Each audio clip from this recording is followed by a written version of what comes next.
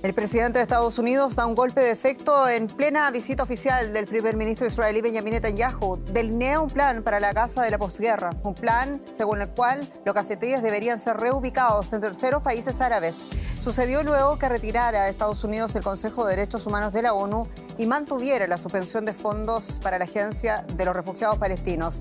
De momento no han reaccionado ni Naciones Unidas ni la Autoridad Nacional Palestina. Soy Jenny Pérez, aquí en Berlín. Destacamos: Donald Trump recibe a Benjamin Netanyahu en la Casa Blanca y en la agenda común la nueva fase de la tregua con Hamás en Gaza, las amenazas de la República Islámica de Irán y las alianzas con Arabia Saudita. Ampliamos desde Washington. Marco Rubio delinea desde Costa Rica las claves de la nueva política exterior de los Estados Unidos: migración, narcotráfico, ciberseguridad y una renovada crítica a los regímenes de Cuba, Nicaragua y Venezuela, a quienes llamó los responsables de la migración ilegal en las Américas. Y China entra en la guerra comercial con Estados Unidos, grava con entre un 10 y un 15% al petróleo y automóviles estadounidenses. Ocurre el día en que entran en vigor los aranceles estadounidenses a productos chinos por un valor del 10%.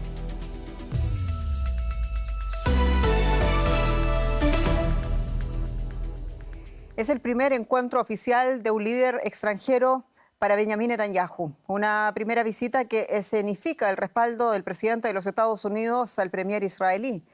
Desde el despacho Oval y un posterior encuentro privado, Trump se mostró confiado en que es posible alcanzar un acuerdo para la segunda fase de la tregua en Gaza y también avanzar con la liberación de los rehenes israelíes en el enclave palestino. Sobre el futuro de la franja, Trump dijo que aprueba el reasentamiento permanente de los gazatíes en países como Egipto, Jordania y otros de la región.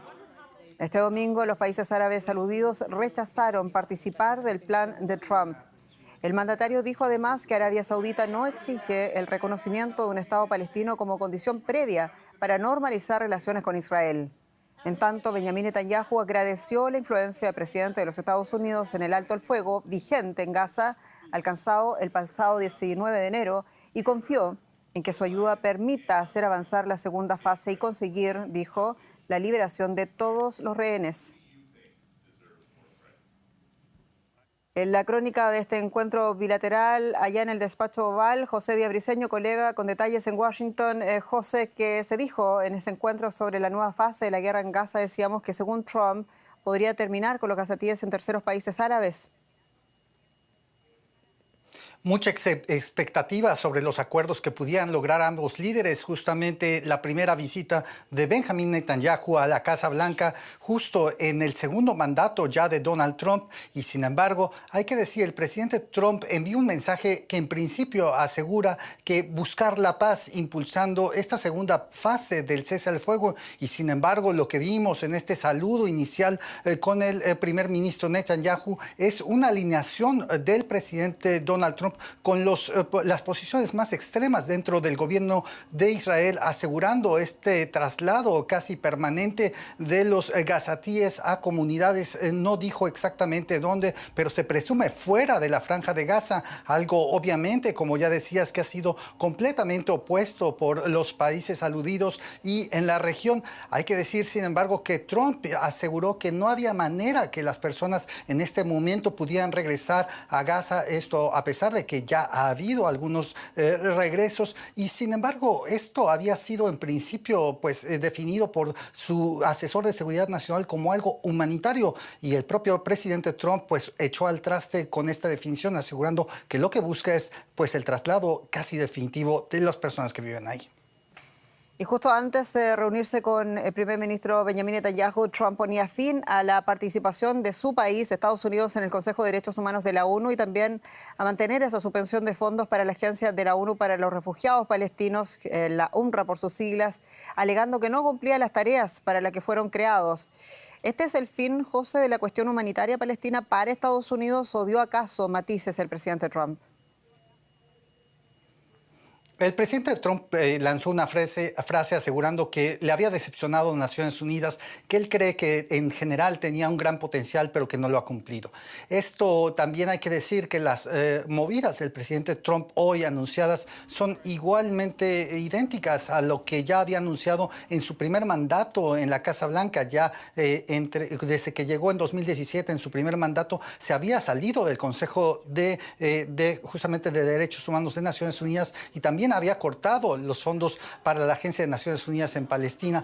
Hay que decir, sin embargo, que esta última jugada es también simbólica porque el propio Congreso de Estados Unidos ya había detenido las ayudas a la UNRWA y hay que decir, Estados Unidos ahí juega un papel sumamente importante, pues es casi 30% del presupuesto de esa agencia el que provee Estados Unidos. Hay que ver exactamente la reacción del secretario general de Naciones Unidas para saber cómo se puede reparar ese hueco presupuestario.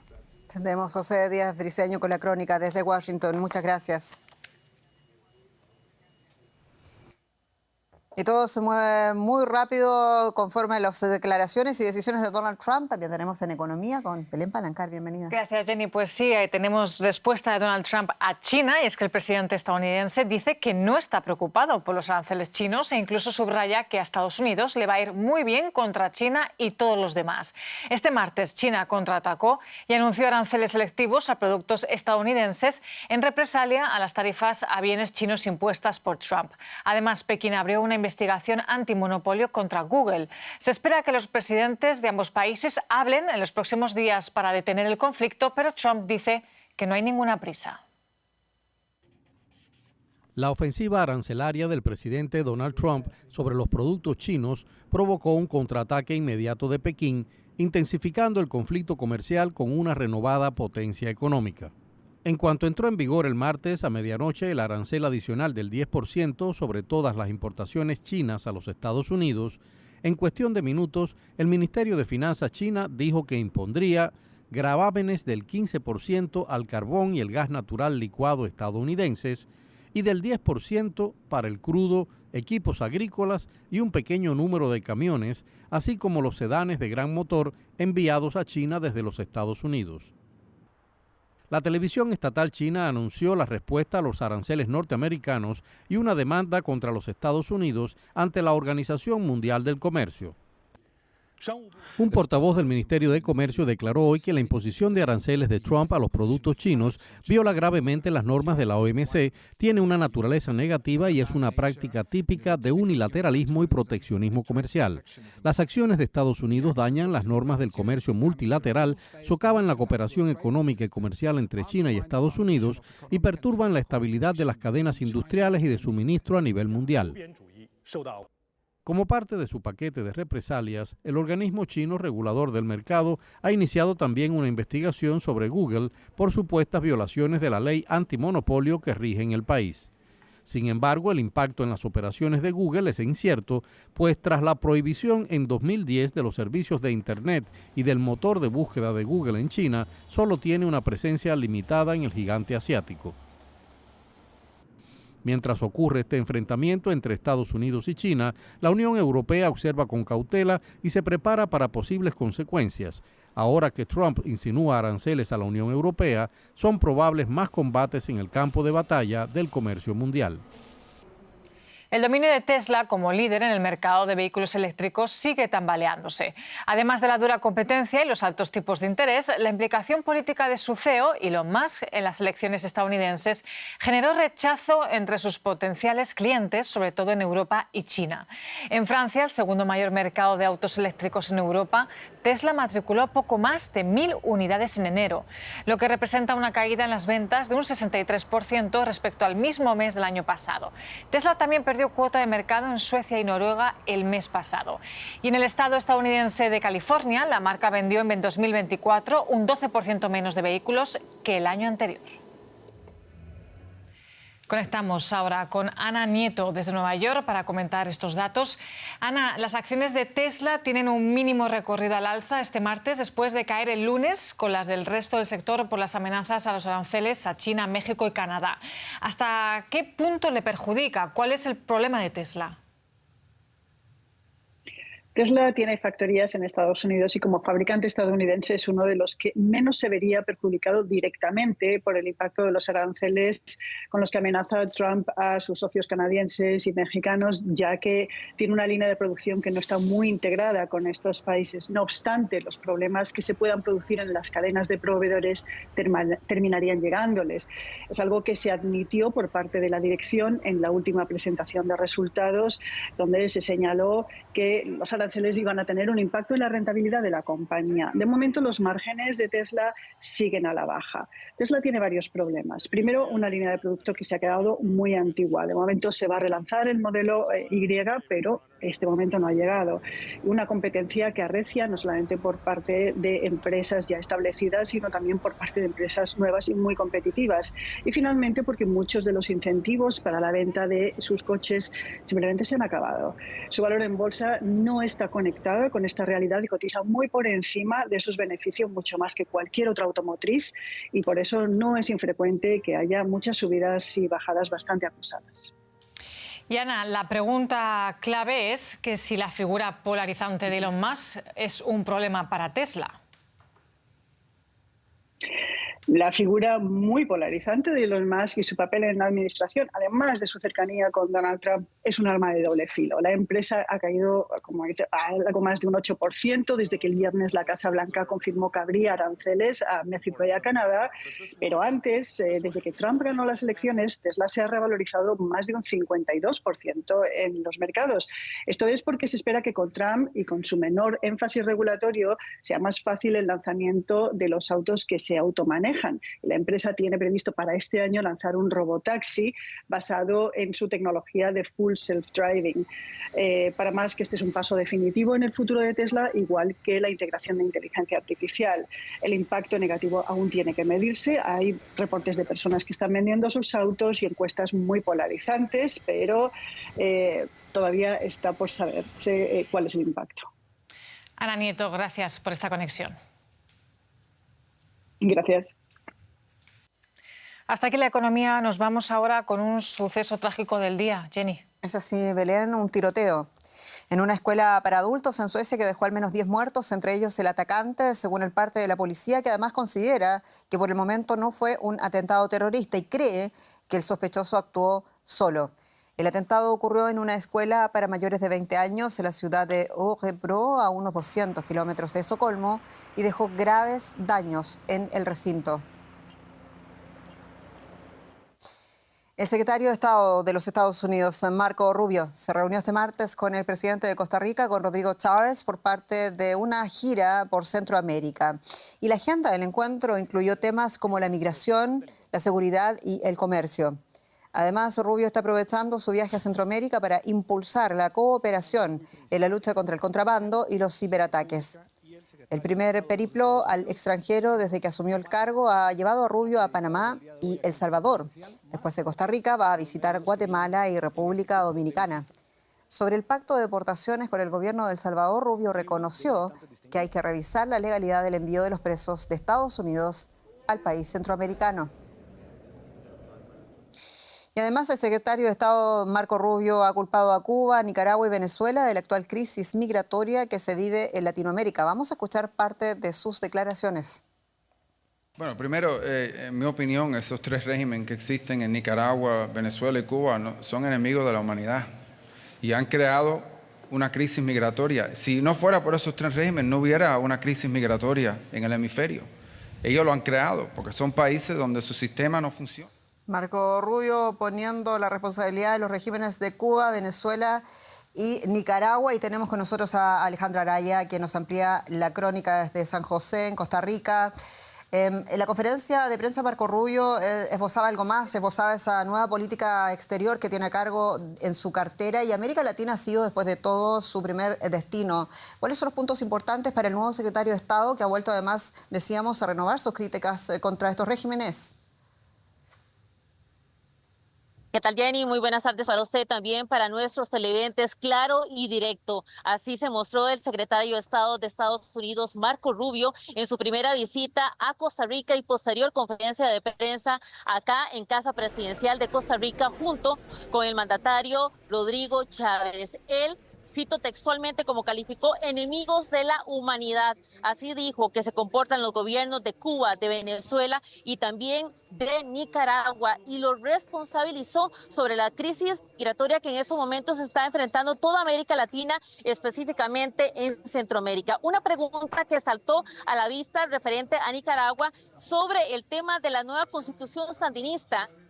Yo dijo específicamente que corresponde prácticamente a una dinastía familiar, una fórmula que según él funciona como copresidentes y que Nicaragua no es una democracia ni que tampoco funciona como tal. Y también le consultaron sobre qué va a pasar referente a Nicaragua del Tratado de Libre Comercio entre Costa Rica, o más bien entre Estados Unidos, Centroamérica y República Dominicana, y dijo que es un tema que está en evaluación. Ahora bien, también le consultaron sobre la propuesta del presidente de El Salvador, Nayib Bukele, que aseguró que es una propuesta bastante generosa en caso de ser aceptada y que el gobierno de El Salvador reciba a migrantes relacionados propiamente tanto de su país como de otras naciones, incluso también estadounidenses ligados con crímenes. Alejandra Araya, muchas gracias, en San José. Y los gobiernos de El Salvador y Estados Unidos sacan cuentas alegres en su primer encuentro oficial, y según el secretario de Estado de los Estados Unidos, Marco Rubio, el presidente de El Salvador, Nayib Bukele, se comprometió a recibir a los deportados que haya cometido delitos en Estados Unidos sin importar su nacionalidad, como por ejemplo las pandillas del M-13 o el Tren de Aragua. Pero hay algo más. Bukele también acogerá en su megacárcel a peligrosos criminales con ciudadanía estadounidense. Y hoy Donald Trump afirmaba que respalda la propuesta de enviar presos estadounidenses a El Salvador. La famosa megacárcel de El Salvador podría tener nuevos reos. La puerta ya está al menos abierta luego de que el presidente Nayib Bukele ofreciera recluir a presos criminales estadounidenses o extranjeros enviados desde Estados Unidos. Esta propuesta que Bukele le hizo al secretario de Estado estadounidense, Marco Rubio, podría interpretarse como un guiño al gobierno de Donald Trump. Además, el presidente Trump es alguien que, ustedes saben, no ocultamos nuestra simpatía. Creo que es un buen momento para fortalecer la relación y eso es lo que estamos haciendo aquí, fortaleciéndola. Estoy seguro que va a ser beneficioso para ambos. La oferta encaja en la agenda de Rubio: control de migración, combatir el crimen organizado y fortalecer lazos comerciales. Además, cuestionar la influencia china en la región, tema central del inicio de su gira el sábado pasado en Panamá y que se discute también este martes en Costa Rica. Para cualquier inmigrante ilegal de Estados Unidos que sea un delincuente peligroso, la MS-13, el Tren de Aragua, lo que sea, él ha ofrecido sus cárceles para que podamos enviarlos. Y también ha ofrecido hacer lo mismo con los delincuentes peligrosos que actualmente están detenidos y cumpliendo condena en Estados Unidos, así sean ciudadanos estadounidenses o residentes legales. La oferta de El Salvador podría encontrar barreras legales en suelo estadounidense, pues no se conoce hasta ahora que un país democrático envíe a sus ciudadanos a cárceles extranjeras. Un posible traslado sería refutado en los tribunales. Eso se suma a las duras críticas de grupos de derechos humanos contra el gobierno de Bukele y su proyecto de una mega prisión para 40,000 detenidos que fue lanzado hace 2 años. Y paralelamente ya están en marcha los primeros vuelos estadounidenses que transportan a migrantes detenidos a la base militar estadounidense de Guantánamo en Cuba. En los últimos días, el Pentágono ha enviado marines a la base naval en cumplimiento de la orden ejecutiva del presidente Donald Trump de preparar las instalaciones para recibir a 30,000 migrantes. Trump aseguró que enviará a criminales en situación irregular, lo que el mandatario cubano, el líder Miguel Díaz-Canel, calificaba de acto de brutalidad. Y México comenzó este martes el despliegue de 10,000 militares en la frontera con Estados Unidos para frenar el tráfico de drogas como parte del acuerdo para que el presidente de Estados Unidos, Donald Trump, no impusiera aranceles del 25% a los productos del país. Un primer vuelo con 360 miembros de la Guardia Nacional llegó a Mexicali, en la frontera con Estados Unidos. La presidenta de México, Claudia Sheinbaum, dijo que el envío de los militares también ayudará a fortalecer las operaciones de seguridad de la frontera norte, que se ha visto golpeada por la violencia ligada al narco y al crimen organizado. La violencia del Ejército de Liberación Nacional y las disidencias de la FARC en el Catatumbo, Colombia, dejaron un magro balance. Desde el 16 de enero hasta 80 muertos, según fuentes. La violencia que echó por tierra el plan de la paz total del presidente Gustavo Petro significó también el desplazamiento de miles de personas. Hoy, una comisión humanitaria liderada por la Iglesia Católica, por la misión de la ONU en Colombia y la Defensoría del Pueblo aborda la crisis de la región y busca también fórmulas de ayudas para los desplazados. Los enfrentamientos en Catatumbo terminaron. Pero el miedo a regresar a casa persiste en algunos de los 50.000 desplazados de la región. Hay mucho en juego. Pero ¿cuál es el miedo de nosotros los campesinos? De volver a lo nuestro, de que, por ejemplo, los dos grupos se choquen, un enfrentamiento de noche y uno quedar entre medio de las balas. ¿Para dónde huye uno de noche? Mucho temor. Desde el 16 de enero, los enfrentamientos entre la guerrilla del ELN y el Frente 33 de las disidencias de la FARC dejaron entre 60 y 80 muertos en Catatumbo, según fuentes oficiales. Imágenes difíciles de borrar. Yo me fui para mi finca, tranquila, yo normal, estábamos con mi familia en la casa, como le comento, cuando eso de las 8:40, 8:30, ¡pum!, balas para lado y lado, Virgen Santísima, cuando el otro día que no, que todo el mundo tenía que salir, y nosotros salimos con unas pocas cositas, ropitas, unos 3 trapitos pudimos sacar. Al menos 6.000 desplazados continúan viviendo en refugios temporales, mientras los vecinos buscan una forma de evitar el regreso. Algunos esperan que el alcalde los ayude para reubicarse. Que yo de verdad no quiero volver a mi vereda después de lo que viví, no quiero volver. O sea, quiero irme para otra parte, a ver si por medio de él podemos conseguir la carta de desplazados, a ver si él nos puede ayudar a ubicarnos en otro lado. En otro lugar donde puedan vivir sin temor a las balas. En la Patagonia de Argentina, los incendios forestales ya han arrasado más de 20.000 hectáreas en Neuquén, en Río Negro y Chubut, afectando parques nacionales y zonas turísticas, como por ejemplo el Bolsón, donde se confirmó la primera víctima mortal el pasado domingo. Las condiciones climáticas adversas, como los fuertes vientos y las altas temperaturas, han dificultado las labores de los cerca de 200 brigadistas que luchan para contener las llamas. Las autoridades sospechan que algunos focos podrían haber sido provocados y han reforzado las medidas para frenar su avance. Mientras tanto, cientos de personas han sido evacuadas y varias comunidades siguen en alerta ante el riesgo de que las llamas sigan extendiéndose. Y finalizamos con una mirada al espacio, porque la Agencia Espacial Europea anuncia que está siguiendo la trayectoria de un asteroide que tiene un 1% de probabilidades, eso es afortunadamente, de colisionar con la Tierra, y esto sería en el año 2032. El asteroide fue descubierto en diciembre por el sistema Atlas de alerta de asteroides en Chile. Viajando a unos 17 kilómetros por segundo, una colisión con la Tierra liberaría entre 5 y 50 megatoneladas de energía. Sin embargo, los científicos creen que su trayectoria aún puede cambiar, haciendo muy improbable un impacto con nuestro planeta. Aquí nos despedimos. Muchas gracias por su sintonía. Soy Jenny Pérez. Esto es Deutsche Welle, desde Berlín. Hasta pronto.